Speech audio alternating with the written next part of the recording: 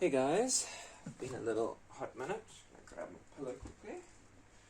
I could totally edit it out, but I have a strong feeling that all of the things that appear in a part of this reading are meant to be there. Part of which is just take a moment to land. Get to all the backlog of things, fiery as they can be, but essentially that welcome one and all, welcome myself, welcome my guides, welcome the overall source that holds and moves through us all, and that animates, exists, and weaves us all, in whatever way we are most aligned with that, see that, are connected to that. May we have the eyes and the grace to see in a higher vision and hear all of the signs, synchronicities, and paths that are unfolding for our destiny. And may we realize just how held we really are, and just how perfectly on time and in alignment we are, truthfully. Oh. Now, it is the new moon at the moment. This is a general reading. I'm going to do one general reading, and then obviously there'll be some other ones popping up, but this is timeless. This is obviously partly for the new moon that's happening now, and what it is, but the timeless reading will be about bringing in, and the fact that we're currently at the space where we are experiencing our life in a new way. And this can be big or small, it depends on how much we've opened up to it, and how quickly we've learned to listen to the voice of guidance that moves through us, and the openness that we communicate to ourselves with, in allowing this actual information to come through. And it comes through in our questions. It's now, there are a lot of questions, and I know, when this is recorded, it's the beginning of the 11th of January, very much that fresh energy. You can feel the collective is amped, and they've got all of these resolutions, and they're just like tracked out some or other way that they feel like they're going to get to where it is that they want to be. And that's, obviously doing the best we can. And it's just, I've been feeling a big call to look into, and I still must, but as we can always look further and deeper into things to see really, but to be grateful, and feel the love of asking questions. And one of those questions is, it feels like the new year because like there's this want to move and to act and to enact, really, to follow this motion that I'm putting forward, and then to see how it bounces back into my life, how it connects with my will, my desires, my rootedness. But a part of that is also seeing that it doesn't really feel like this beginning energy, not fully like, and it's I saw this thing saying that the new year's really only relaxed, the new year's only in March. So why it is all that, I need to actually still research it better, but I do feel like this is it's kind of nice having the Gregorian and the Chinese calendar, because the Gregorian kind of sets us up a bit earlier, so we can start kind of rooting and really continuing to find where we are in that fractal, so that we can actually then start to see what it is that moves forth from ourselves. We might be, a bit scared of hitting the edge, but it's also knowing that it's only because we're wanting to do the very best we can. And that there are no real failures, there are only many opportunities that bore forth into who it is that we're ultimately becoming. And that's moment to moment. It's the patterned action of consistency that is the most important thing to really create a forward motion. So a great thing to ask yourself in this time is, what are you wanting to bring in? It's super generic new moon stuff, but really and truly, what are you wanting to bring in that more importantly has been wanting to be brought in all of your life? What is it that almost sounded too good to be true from, your whole life? That you could just be loved, that you could just be enough, that you could just accept life as it is. Because as we see when we are children, we see through the eyes of God. We are not tainted with the lens of perception that we create so much that we are blinded. And now, let's jump into the tarot portion of it. So first up we have, just on the bottom, we have sensuality inverted, and we have integrity inverted. And it's saying that both of these areas, it's how are you moving with integrity in your life. And this is very much what threads are there that you can clean up, so to speak.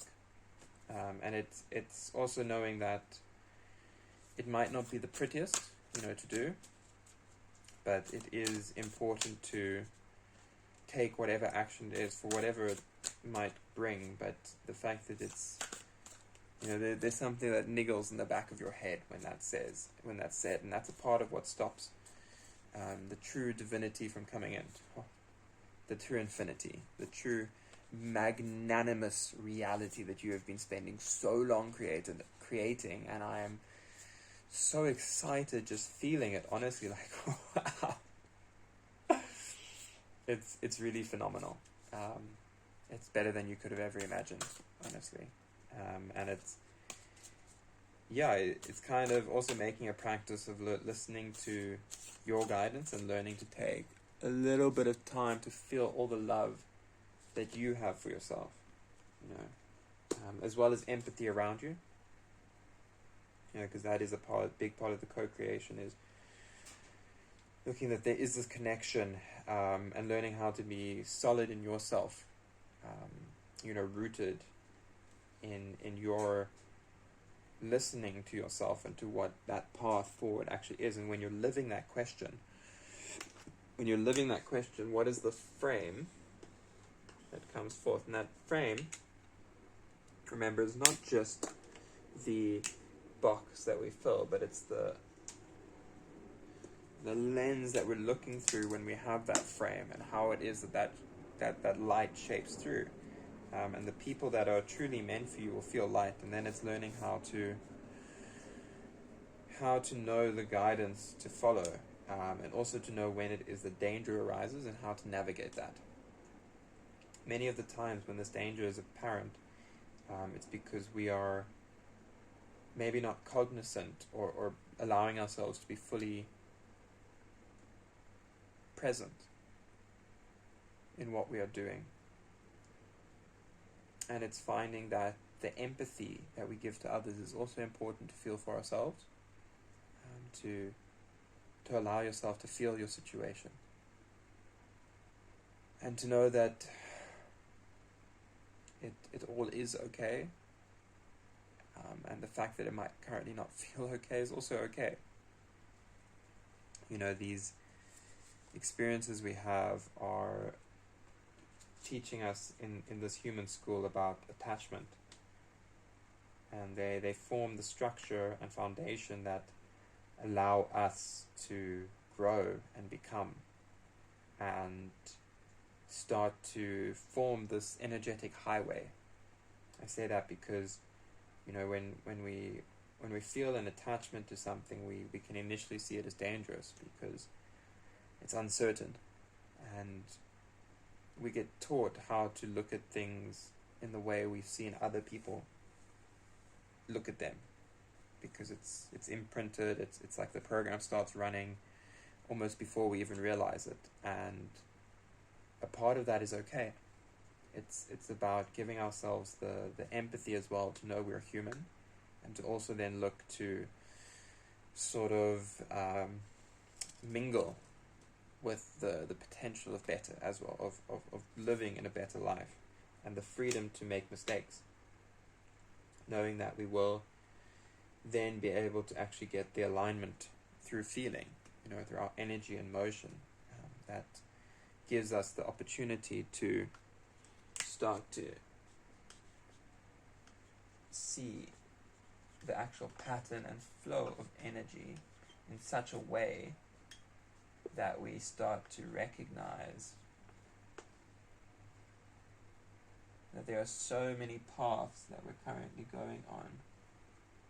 It's just about choosing to start one, because from there we start to recognize all paths lead to Rome. And that's kind of a part of how we're framing this.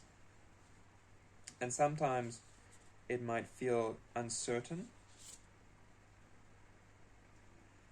that the way you're moving at the moment,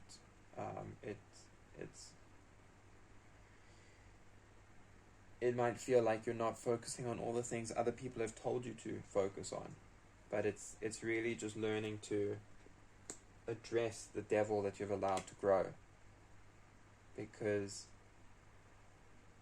when we're not feeding our higher self, we're feeding our lower self, and that's a part of that alignment, you see. And it comes going to the very top to make sure that the start and the flow of energy is uninterrupted, that it then starts flowing abundantly, and it gives us more freedom to move. And that freedom is then based in love. And it's always in between our actions, but it does come from riding where it is that the energetic highway is. And that's where each moment that we're spiraling out, we have a natural falling into place that can happen. And it's about learning to feel the empathy of the danger, and not just the danger to self, but the danger to others as well, and becoming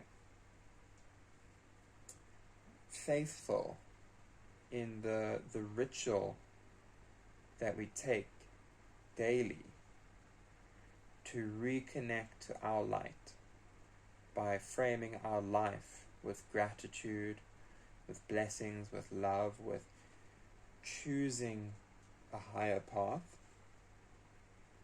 and to feel what that then creates for you and for others.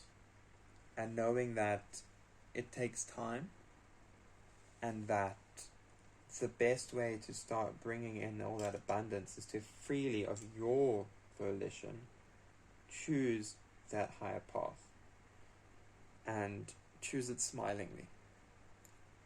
I'm finding personally, like I know it's always nice to have new moon manifestations and plans set out and things laid in motion. And I caught myself looking for something, wanting my frame to fall upon a ritual or a writing exercise or something, just to kind of be like, oh, I did this thing, I used to edit, you know what I mean? Like that, cool, I did it, and funnily enough, the thing that I saw today that really stood out to me was do nothing at all. Not meditate, not daily practice, nothing. And like, look, I'm not saying to like drop everything, because that actually scares me more, which I am taking the irony, obviously, but to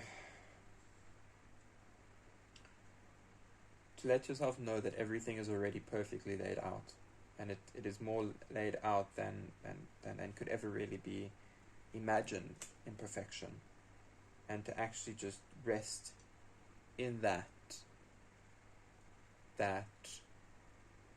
you can know that you're doing enough, you're showing up enough, and that you're a part of a network of others doing the same.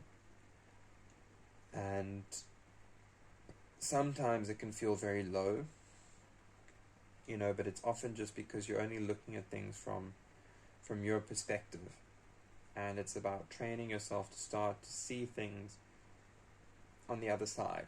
And this is very much the empathy, because when you just look from your side, it just looks like the devil, like you're only just doing this, that, or that.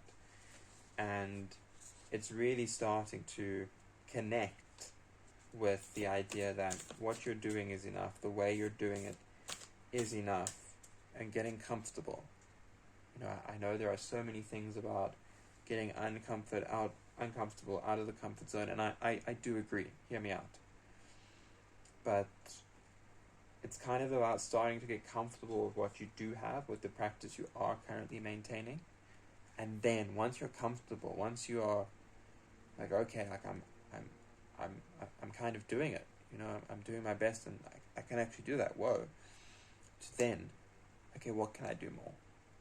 How can I show up more? How can I push myself just that little bit? And then when you push yourself. Like, don't hurt yourself, but push yourself. And see how long you can push yourself for, and how you can frame that pushing, that it's something you get to do, and you're excited, and there's this whole little joy, this star of alignment that kind of comes into being. And it's this special, like, pizza pie of life, and it can be topped however you want. The beautiful thing of it is, because it's your pie and your slice of life, it's always going to change the way that you look at it. And that is amazing. It's a jewel. It's a blessing. And just a reminder, these drawings are done with the intention of infusing Reiki to each person that receives them, so that they may be able to take instantly and simultaneously and synchronistically, sublimely, superbly, sufficiently, all of the information that they need. May it travel into the part of them that is always awake, and they